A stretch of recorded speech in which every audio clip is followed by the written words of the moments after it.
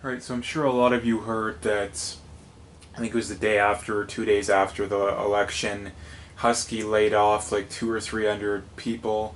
Now, Encana is moving to the US. So we're talking about, I don't know, it's got to be into the thousands of jobs that are leaving Canada. A lot of them, I would say most of them, I don't know the exact numbers, but I would assume a very good percentage of them are Alberta jobs.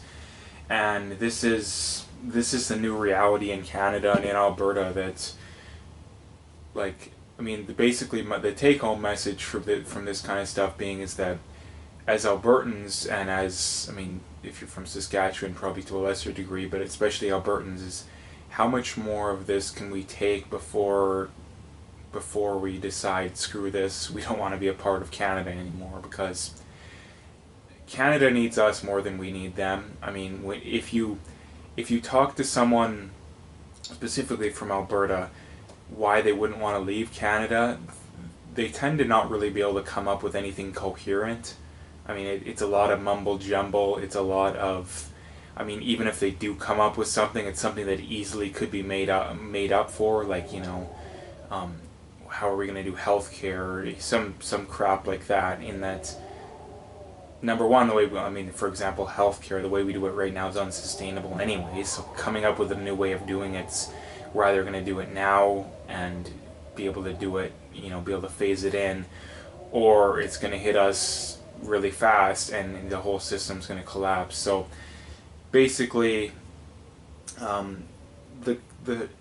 you didn't already, you have to be deaf, dumb, and stupid, but if you didn't already know that the Canadian, the federal government and all the eastern provinces don't care for Alberta, not only that, they have scorn for Alberta. That, this is just more evidence on top of that, and why they're doing it. Honestly, a lot of the low to mid level people, they, number one, it benefits them, and number two, the people that it hurts, they're not directly seeing. It'd be one thing if it was benefiting them but hurting their neighbor. It's hurting people across the country. They don't see that. The mainstream media is completely biased against, for the Alberta oil industry, so they're never going to see it. So to get an unbiased view on on the unfairness of this to Alberta, they're really, really, really going to have to go out of their way. And if they're willing to do that, they're probably not willing to take, on the goods, the money and the goods that they haven't really gained. So, and then from the top end is the other reason too being is that I think Alberta was a very entrepreneurial province, especially given the oil, all this kind of stuff. How many people did you know that had, small to medium sized oil companies that, that became multimillionaires and, employed hundreds of people? And I think that there's a little bit of scorn behind that from the leftists and the far leftists, that it kind of proves that the free market entrepreneurial spirit is better than the you're never gonna get ahead without big daddy government helping you out, traditional leftism, at least modern traditional leftism. So there's tons of reasons. There's more reasons than can be gone over.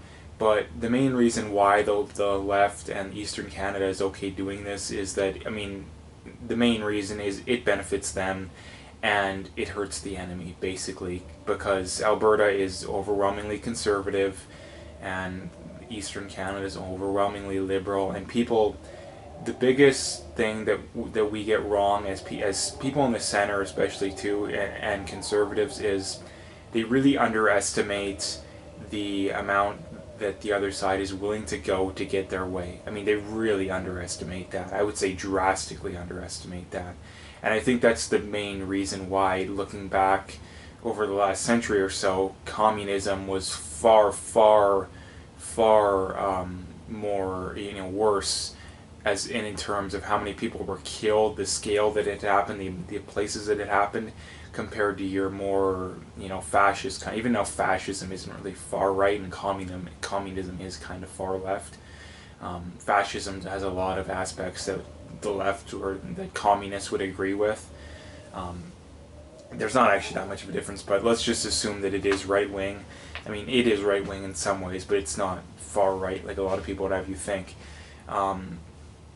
There's a lot more of the communists than there was fascists, basically, and that even to this day, especially to this day, is that whenever someone who has crazy ideas on the right pops up, even people on the right are skeptical and they call it out, all this kind of stuff, but it doesn't happen the other way, and I think that's one of the big aspects of this too. But basically, what I wanted to get out in this video, because I don't want to make it too long, is that how bad does it have to get before we realize that this isn't working for us anymore? And not only that, Alberta leaving Canada would benefit the rest of Canada too, because they would realize that they can't keep getting this free ride, that they're actually going to have to produce, they're actually going to have to work and make their way rather than just taking from Alberta and taking advantage of us. So basically that's all I wanted to get at in this video. I could go on forever about it, but I don't want to. I think I got the point across. So if you like the video, make sure to hit that like and subscribe, and stay tuned for more.